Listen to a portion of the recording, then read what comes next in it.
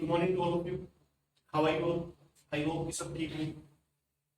Students, जो last videos थी उसमें हमने सेल जो चैप्टर है कंप्लीट किया है। सेल के बारे में हमने जाना है। We have studied about various cell organelles और उनके फंक्शंस क्या है, सारी की सारी चीजें हमने बहुत ही डिटेल में स्टडी की। ठीक है, उसके बाद हमने क्वेश्चन बैंक डिस्कस किया था और क्वेश्चन बैंक जब डिस्कस कर रहे थे तो एक चीज सामने आई थी कि कुछ क्वेश्चन जो है सेल डिवीजन से जो मैंने आपको स्किप करवाए थे ना, अभी हम जो cell cycle and cell division करेंगे उसके बाद आप जो क्वेश्चन आसानी से अटेम्प्ट कर पाएंगे। ठीक है स्टूडेंट्स, तो आज स्टार्ट करते हैं आज का अपना topic cell cycle and division. तो टॉपिक स्टार्ट करने से पहले हमें पता होना चाहिए कि what is cell cycle. Cell cycle है क्या? सेल साइकिल जो एक सीक्वेंस है इवेंट्स का जो टेक पार्ट करते हैं सेल डिवीजन में। मींस टू से कि जो सेल डिवीजन है एक सेल से, देखिए ये एक सेल है, ये डिवाइड करके अपने दो सेल बनाएगा। इसके बीच में जितने भी इवेंट्स होंगे यहां से यहां तक, इसको हम क्या बोलते हैं? सेल साइकिल बोलते हैं। क्या बोलते हैं? Cell cycle. मींस टू से यहां तक आने के लिए जितने भी इवेंट्स हैं जो सेल को क्रॉस करने पड़ेंगे वो हम फर्दर स्टडी करेंगे। क्या फेज और मैटर सॉरी एम फेज में, माइटोटिक फेज में अच्छे से स्टडी करेंगे। तो यहाँ से यहाँ तक के जितने भी इवेंट्स हैं उन इवेंट्स के सीक्वेंस को जब उनको प्रॉपर सीक्वेंसिंग करते हैं तो उसको क्या बोलते हैं? Cell cycle. तो साइकिल क्यों बोलते हैं इसको? जैसे अब ये नेक्स्ट है, नेक्स्ट फिर क्या करेगा? आगे फर्दर सेल्स में डिवाइड होगा ना। तो जैसे आपने देखा होगा आपके घरों में या फिर आपके आस पड़ोस में देखा होगा कि आपके पापा थे या फिर आपके कोई पड़ोसी थे, दो भाई थे, दोनों ने क्या किया? बंटवारा किया। बंटवारे के लिए सबसे पहले क्या करते हैं? सामान को इकट्ठा किया जाता है ना। इकट्ठा किया जाता है, उसके दो टुकड़े किए जाते हैं, दो हिस्से किए जाते हैं बराबर बराबर, है ना। बराबर बराबर कई बार बराबर नहीं होते, लेकिन हम क्या है आइडियल कंडीशन लेके चल रहे हैं। तो आइडियल कंडीशन में हम क्या करेंगे? उसको बराबर बराबर दो हिस्से लेंगे, है ना। अब देखिए यहाँ से यहाँ जो इवेंट्स हुए उसके साइक्लिक इवेंट है जिसको हम बोलते हैं सेल साइकिल। अब यहाँ से यहाँ तक का जो टाइम लगेगा उसको बोलते हैं generation time.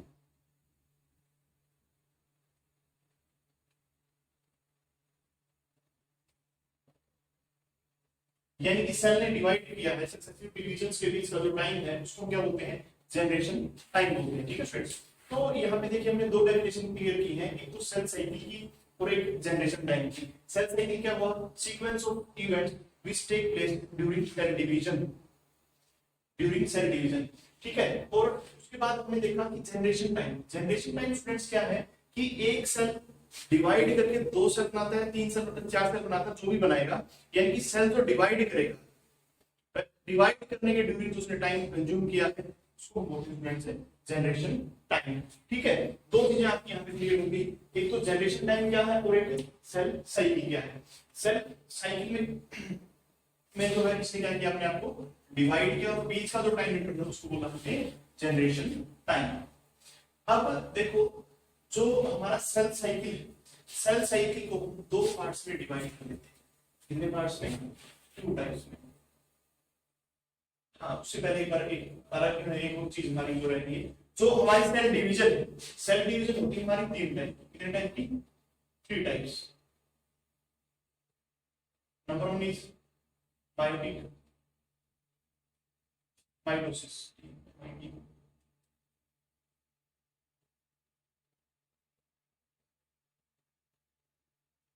Second is meiosis, and third is amitotic। ठीक है फ्रेंड्स, तो ये तीन टाइप की डिवीजन होती है। हमारी तीनों टाइप की डिवीजन जो हम स्टडी करेंगे, सबसे पहले सेल साइकिल फेजेस हैं उनको स्टडी करेंगे। जो सेल साइकिल है इसको हमने टू फेज में डिवाइड किया है। फर्स्ट इज आवर इंटरफेज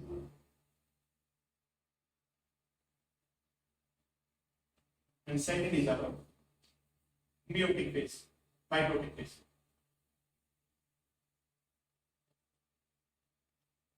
ठीक है, जो माइटोटिक फेज है इसको पहले बोलते थे resting phase.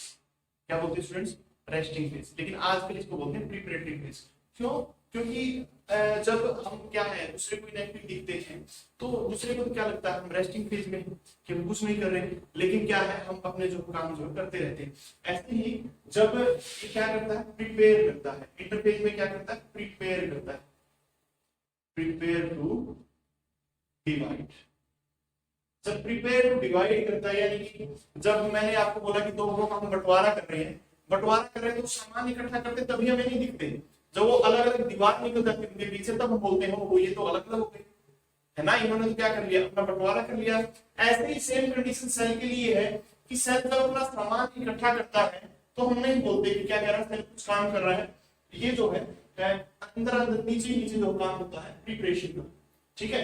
Prepare to divide या प्रिपरेटरी फेज करते हैं, इसमें क्या करता है सेल तैयारी करता है। जैसे आप लोग अभी एनटीएससी की तैयारी कर रहे हैं, ओलंपियाड की तैयारी कर रहे हैं, लेकिन आपका रिजल्ट कब दिखेगा जब एनटीएससी के एग्जाम में फेल हो जाएंगे तो रिजल्ट आएगा, तब पता चलेगा ना कि एनटीएससी क्लियर हुआ या नहीं हुआ, अभी तो आप तैयारी कर रहे हैं, है ना।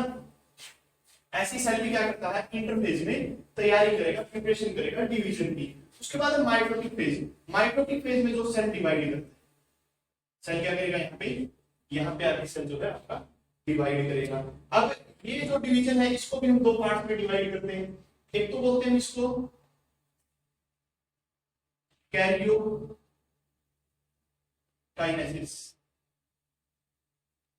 एक बोलते हैं इसको साइटोकाइनेसिस।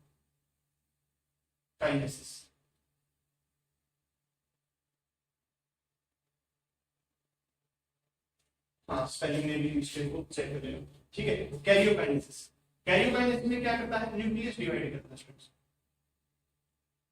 कैरियोन is for nucleus. उसके बाद साइटोकाइनेसिस, साइटोकाइनेसिस में क्या होगा डिवीजन ऑफ साइटोप्लाज्म।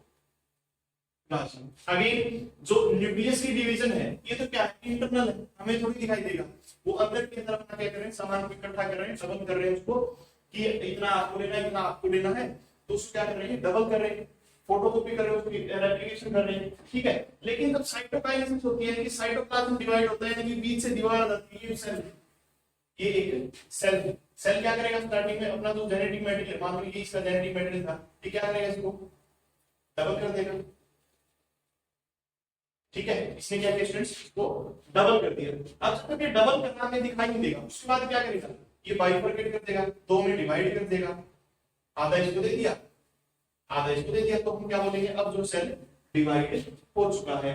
तो इसीलिए इंटरफेज को पहले क्या बोलते थे रेस्टिंग फेज बोलते थे, क्यों क्योंकि जो स्टडीज है इतनी ज्यादा डेवलप नहीं थी, हमारे पास इतने ज्यादा एडवांस टूल्स नहीं थे कि हम इस फेज के अंदर जो इसके अंदर एडवांसमेंट हो रही है डेवलपमेंट हो रही है उसको स्टडी कर पाते। तो अब जो हमारा इंटरफेज है, इंटरफेज को हम क्या करते हैं थ्री पार्ट्स में डिवाइड करते हैं। First one is our G1 phase, second is G2 phase, and second is our S phase, and third is our G2 phase। ठीक है, अभी डिटेल्स में देखेंगे कि G1 फेज में क्या क्या होता है, S फेज में क्या होता है और G2 फेज में क्या होता है। उसके बाद जो नेक्स्ट आएगा अपना क्या आ गया माइटोटिक फेज, या फिर इसको बोलते हैं एम फेज। क्या बोलते हैं इसको एम फेज। जो एम फेज है, एम फेज को हम स्टूडेंट्स क्या पार्ट्स में डिवाइड करते हैं, कितने पार्ट्स में डिवाइड करेंगे इसको चार। इसको याद करने के लिए आप क्या पूछते हो पीएमटी की तैयारी करते थे ना पहले, अब तो नीट हो गया है ना, अब तो नीट हो गया। नीट को पहले क्या बोलते थे पीएमटी बोलते हैं प्री मेडिकल टेस्ट, ठीक है। पीएमटी नहीं हम क्या करेंगे पी मेट याद करेंगे, क्या करेंगे P mat. P for prophase, P for prophase, M for metaphase, A for anaphase, and T for telophase। ठीक है फ्रेंड्स, तो अभी हमने क्या देखा कि जो हमारा सेल साइकिल है, सेल साइकिल को हमने क्या किया दो पार्ट्स में डिवाइड किया स्टूडेंट्स। एक है हमारा इंटरफेज और एक है हमारा माइटोटिक फेज। ठीक है, सिर्फ इतना ही हमने किया है। एम फेज के बारे में, इंटरफेज के बारे में हमने जाना है, इसको क्या बोलते हैं, प्रिपरेटरी फेज बोलते हैं। प्रिपरेटरी फेज क्यों बोलते हैं कि इसमें क्या है कि सेल अपनी प्रिपरेशन करता है कि मुझे क्या क्या मटेरियल चाहिए होगा, मुझे डिवाइड करने के लिए क्या क्या चीजें की रिक्वायरमेंट है, वो सारी की सारी चीजें इकट्ठी करता है, उसको डबल करता है। ठीक है, तो इसलिए हमने इसको क्या बोला, प्रिपरेटरी फेज बोला। पहले इसको बोलते थे रेस्टिंग फेज, बिकॉज प्रिपरेशन को हम नोट डाउन नहीं कर पा रहे थे क्या ये तैयारी कर रहा है। ठीक है, उसके बाद है हमारा जो इंटरफेज है, इंटरफेज को हमने फर्दर 3 फेज में डिवाइड कर दिया, depending upon the activities that are being take place in these phases. जो जीवन फेज है इसको बोलते हैं गैप 1 फेज। क्या बोलते हैं, गैप 1 फेज। उसके बाद एस फेज है हमारा, इसको बोलते हैं सिंथेटिक फेज। क्या बोलते हैं, सिंथेसिस फेज या फिर सिंथेटिक फेज। उसके बाद है गैप 2 फेज या फिर हमारा G2 फेज। इन फेज में क्या करता है, ये प्रिपेयर करता है अपना सारा का सारा जो मटेरियल है उसको तैयार करता है कि हाँ भाई मेरे को जो है इस चीज की रिक्वायरमेंट होगी, ये मेरे पास होनी चाहिए। सेल ही एंश्योर करता है कि सारी चीजें मेरे पास है ही या नहीं। उसके बाद जो हमारा मायोटिक फेज है, मायोटिक फेज में सेल क्या करता है, एक्चुअली डिवाइड करता है। एक्चुअली क्या करेगा, डिवाइड करेगा। अब सेल डिवाइड कर रहा है, सेल के अंदर सबसे मेन नॉर्मली है जो सेंट्रल पॉइंट है सेल का, जिसके ऊपर सारी की सारी एक्टिविटी जो कंसंट्रेट होती है, उसको बोलते हैं न्यूक्लियस। और न्यूक्लियस के लिए वर्ड यूज करते हैं फ्रेंड्स हम कैरियन। जो अब इस सेल की डिवीजन है दो टाइप से होगी, एक बार तो उसका न्यूक्लियस डिवाइड करेगा और दूसरी बात में जो उसका साइटोप्लाज्म है वो डिवाइड करेगा। जब न्यूक्लियस डिवाइड करता है तो उसको हम बोलते हैं कैरियोकाइनेसिस। यानी सबसे पहले क्या होगा, जो ये सेल है, सेल में क्या होगा, ये जो न्यूक्लियस इसका न्यूक्लियस बाइफरकेट करेगा, न्यूक्लियस डिवाइड करेगा। ठीक है, फिर क्या होगा कि जो इसका कंप्लीट साइटोप्लाज्म है, ये जो है इमेजिनेशन आनी स्टार्ट हो जाएगी। नेक्स्ट स्टेज में क्या होगा, ये दो सेल्स जो है अलग अलग कंप्लीटली हो जाएंगे। ठीक है, तो इसको बोलते हैं हम साइटोकाइनेसिस, यानी कंप्लीट साइटोप्लाज्म भी अलग हो गया, वो कंप्लीट जो हमारे पास है दो सेल्स बनके आ गए। ठीक है फ्रेंड्स, अब देखिए थोड़ा डिटेल में देखते हैं हम जो हमारा इंटरफेज है और जो हमारा एम फेज है, इनको जो है डिटेल्स में स्टडी करते हैं। ये आपने नोट कर लिया हुआ है ना।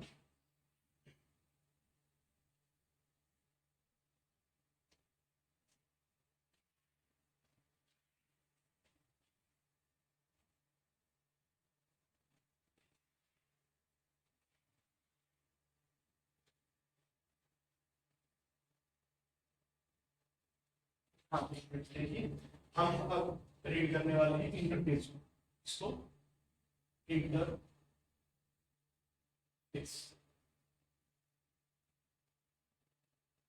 इंटरफेस में टोटल कितने पेज हैं, 3 पेज हैं। कौन से अभी हमने देखी, G1 S and G2, 3 page हैं जो हमें स्टडी करने हैं, रीड आउट करने हैं इंटरफेस में। ठीक है, और इन समय क्या करेगा, सेल प्रिपेयर करेगा डिवाइड करने के लिए। ठीक है, तो आइए देखते हैं एक एक को।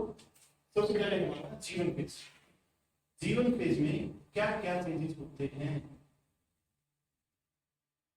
ठीक है, जीवन फेज, जीवन फेज में जो सेल है, सेल तैयारी करता है किसके लिए, एस फेज के लिए। कौन से फेज के लिए, एस फेज के लिए। यानी कि जीवन की प्रिपरेशन कहाँ पे एक्टिव होगी, एस फेज में। अब एस फेज में ऐसा क्या होता है, एस फेज में होती है रेप्लिकेशन, यानी कि जो डीएनए है, डीएनए क्या होगी, रेप्लिकेशन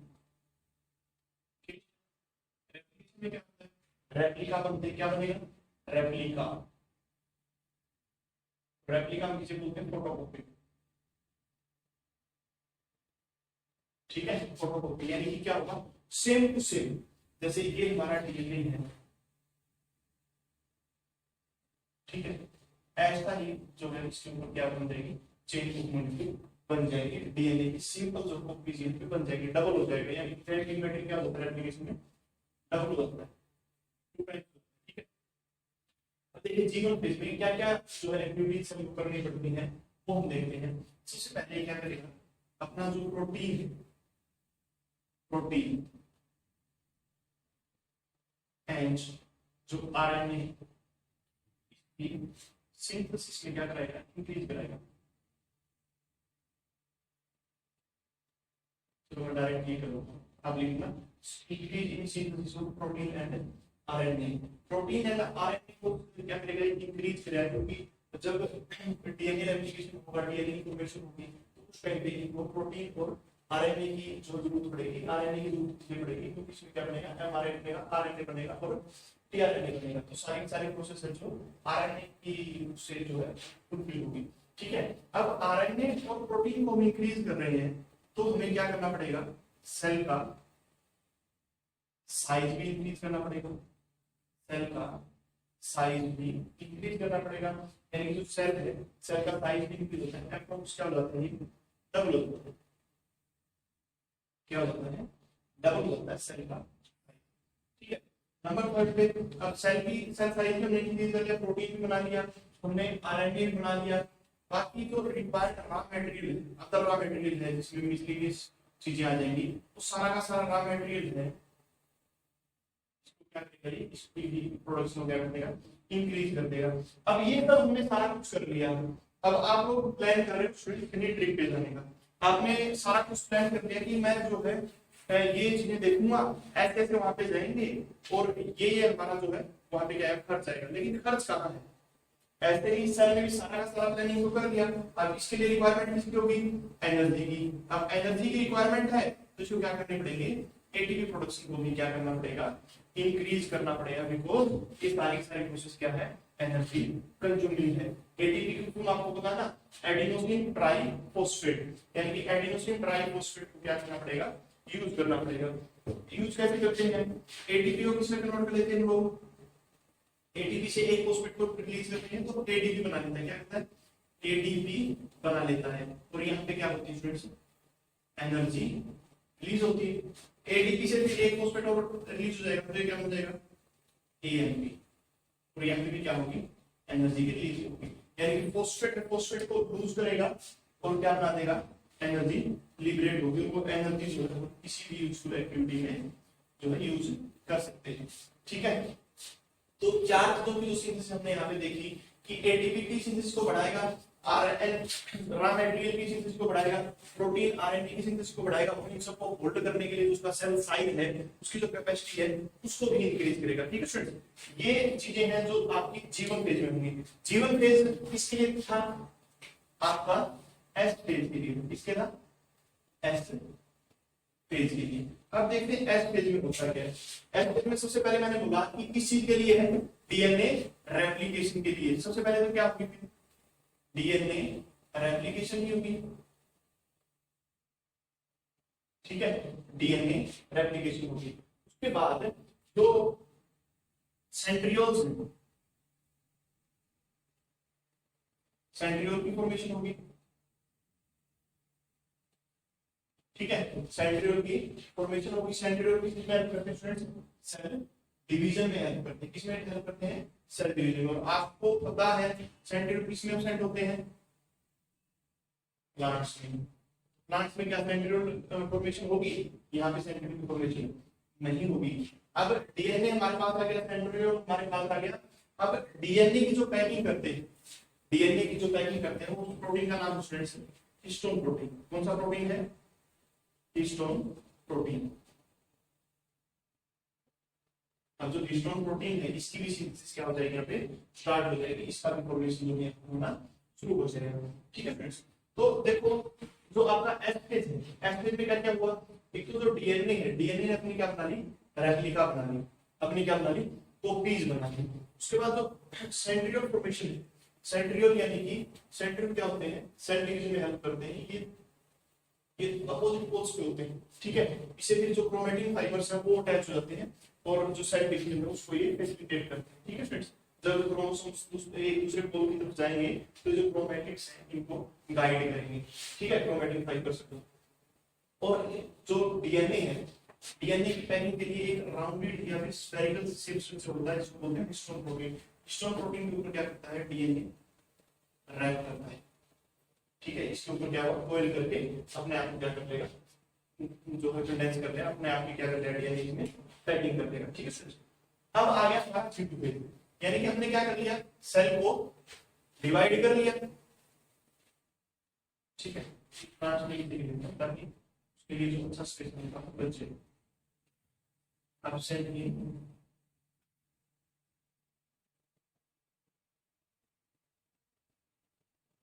प्लांट्स में क्या होगा, सेंट्रियोल की फॉर्मेशन नहीं होगी। सेंट्रियोल क्या होते हैं, एब्सेंट होते हैं प्लांट्स में। ठीक है, अब जो नेक्स्ट फेज है हमारा वो है G2 फेज। ठीक है, G2 फेज में क्या करेगा, फिर तैयार करेगा अपने आप को एन फेज के लिए, कि जो उसको माइक्रो डिविजन्स लेनी है उसके लिए अपने आप को तैयार करेगा। अब उसके लिए तैयार करना तो सबसे पहले मैंने बोला कि डीएनए रेप्लिकेशन होगी, उसमें क्या होगी, सेंट्रियोल की फॉर्मेशन होगी। सेंट्रियोल अपोजिट पोल्स पे जाएंगे, उसमें एक थ्रेड लाइक स्ट्रक्चर बनता है जिसको बोलते हैं क्रोमैटिन। तो यहाँ पे क्रोमैटिन की फॉर्मेशन होगी। क्रोमैटिन किससे बनता है, प्रोटीन से बनता है। तो यहाँ पे क्या होगी, प्रोटीन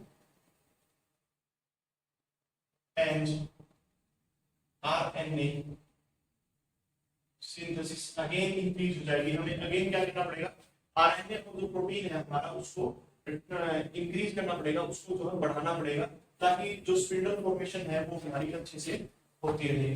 ठीक है, उसके बाद मैंने बोला कि एम फेज के लिए तैयार करना। किसके लिए, एम फेज के लिए। एम फेज मैंने कहा था एक तो कैरियोकाइनेसिस होगी और एक साइटोकाइनेसिस होगी। कैरियोकाइनेसिस में न्यूक्लियस और साइटोकाइनेसिस में क्या करेगा, साइटोप्लाज्म को वो करेगा। अब साइटोप्लाज्म को अलग अलग करना है, दो सेल्स अपने पास, इसको हमने बीच से काट दिया ना, ये एक साइड कितना बन गया, एक कितना बन गया। अब इनको कवर अप तो करना पड़ेगा ना, कवर अप करना पड़ेगा तो प्लाज्मा मेम्ब्रेन बनेगी है ना। तो इसमें क्या बनेगी, प्लाज्मा मेम्ब्रेन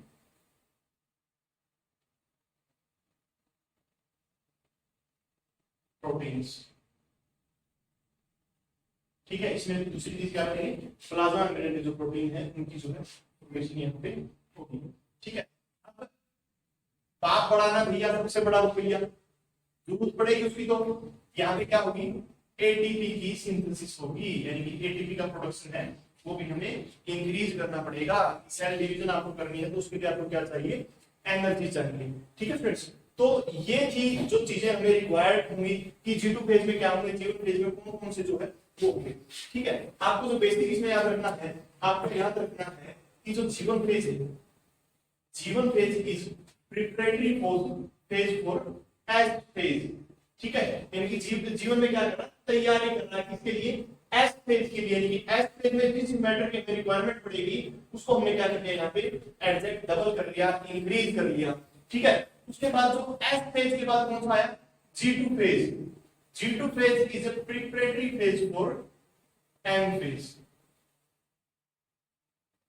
इसके लिए है एम फेज के लिए। एम फेज में जो है हमारे चार आगे पार्ट्स होंगे, वो हम फर्दर डिस्कस करेंगे। जैसे कि मैंने आपको बताया था, पीमेट, प्रो, मेटा, पेना, एंटीलो, ये चार पेजेस हैं। इसको हम आगे डिस्कस करेंगे जब हम इनको सारे डिस्कस करने के बाद नेक्स्ट वीडियो में जो है इसके बारे में आपके जो है कंप्लीट लेक्चर जो है इसी पे रहेगा। पीमेट के ऊपर रहेगा, माइटोसिस, मियोसिस और एमाइटोसिस के ऊपर रहेगा अपना सारा लेक्चर में। ठीक है, यानी कि G2 में क्या करेगा, एम फेज के लिए तैयारी करेगा। अब एम फेज में जो चीजें चाहिए थी वो हमने यहाँ पे बनाई।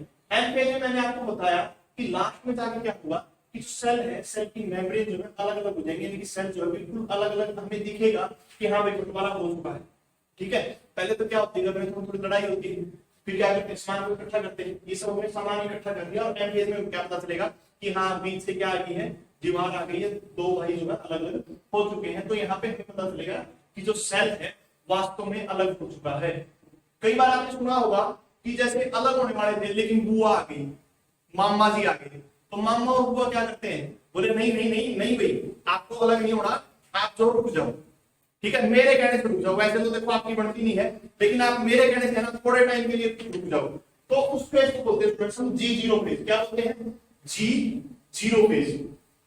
इनएक्टिव फेज बोलते हैं उसको, क्योंकि इनएक्टिव स्टेज में आती सारी चीजें। ठीक है, यहाँ पे कौन आ गया भाई, मामा जी आ गया, बुआ जी आ गया, बोली देखो इस बार ना मेरे कहने से आपको अलग नहीं होना है, आपको तो बड़ा थोड़ा टाइम बाद आप हो जाए ना, आप किसमें आ जाओ, इनएक्टिव फेज में आ जाओ भाई। अपनी जो लड़ाई है उसको बंद करो और इनएक्टिव फेज में आ जाओ। इसी को कोर्सेंट फेज भी बोलते हैं। ठीक है, इनएक्टिव फेज यानी कि इसमें सेल जो है तैयारी कर ली थी सारी डिवाइड होने की, लेकिन एट अ टाइम क्या हो गया, उसने डिवाइड नहीं किया।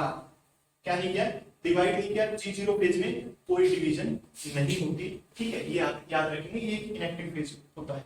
ठीक है स्टूडेंट्स, तो आज की वीडियो में जो हम इतना ही करेंगे, जो नेक्स्ट जो फर्दर पार्ट आएगा उसमें हम एम फेज को जो कंप्लीटली डिस्कस करेंगे। इस वीडियो में हमने क्या देखा है कि सेल साइकिल क्या होता है, जनरेशन टाइम क्या होता है, उसके बाद हमने इंटरफेज ऑफ एम फेज जो कि सेल साइकिल के दो पार्ट्स हैं उनके बारे में देखा थोड़ा सा। फिर हमने इंटरफेज को जो है डिटेल डिस्कस किया कि इंटरफेज में कौन कौन से इवेंट्स होते हैं। अब जो नेक्स्ट क्लास होगी उसमें देखेंगे जो एम फेज है, एम फेज के 4 इवेंट्स हैं, इन 4 इवेंट्स में क्या क्या होता है। ठीक है स्टूडेंट्स, आई होप कि आपको बड़े अच्छे से ये चीजें समझ आ गई होंगी। ठीक है फ्रेंड्स, जो नेक्स्ट लेक्चर है उसमें हम करेंगे एम फेज। Thank you.